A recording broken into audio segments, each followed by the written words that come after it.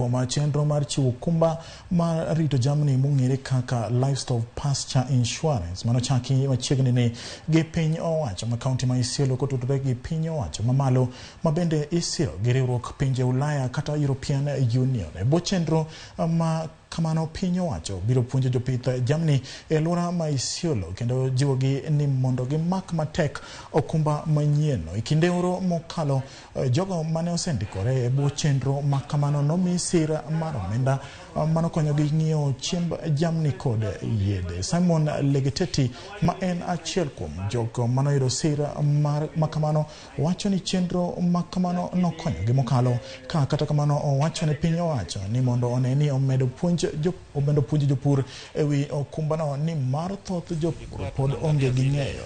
Aina ya insurance ambazo tuko nazo hasa ile ya Jubilee, ile ya Takaful na ile ya government ambayo tunaita IBLI, Index Based Livestock Insurance.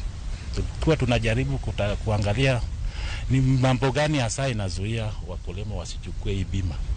Na pia tukapendekeza yale ambao sisi kama county government tukishirikiana na partners wetu yale ambao tunaweza fanya zaidi ndio wananchi waweze kuchukua bima.